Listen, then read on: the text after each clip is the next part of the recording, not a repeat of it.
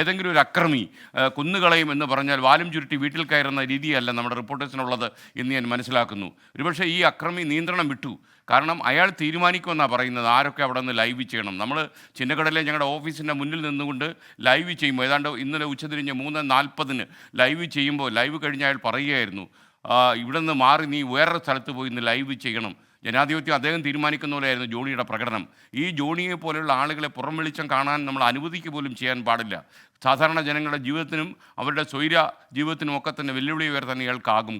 ജനാധിപത്യ സംവിധാനത്തിൽ ഒരാൾക്ക് അഭിപ്രായം പറയാനും അയാളുടെ മാധ്യമ ജോലി ചെയ്യാനും അവസരം കിട്ടുന്നില്ലെങ്കിൽ അത് ജനാധിപത്യത്തെ തന്നെ തച്ച് തകർത്ത് കളയുമെന്ന് വിശ്വസിക്കുന്നവരാണ് നമ്മൾ. അതുകൊണ്ട് തന്നെ ഈ ജോണി എന്ന് പറയുന്ന ഗൂണ്ടാ തലവനെ, അയാളുടെ പ്രവർത്തനങ്ങളെ, അയാളുടെ നെറിയിട്ട പ്രസ്താവനകളെ അതിശക്തമായി അപലപിക്കുന്നു എന്നതിനോടൊപ്പം തന്നെ അയാൾക്ക് കടുത്ത ശിക്ഷ വാങ്ങിക്കൊടുക്കാനുള്ള എല്ലാ നടപടികളും കൊല്ലം സിറ്റി പോലീസ് എടുക്കണം എന്ന് ഈ സ്ഥാപനത്തിൻ്റെ ചീഫ് എഡിറ്റർ എന്ന നിലയിൽ ഞാൻ അതിശക്തമായി ആവശ്യപ്പെടുന്നു.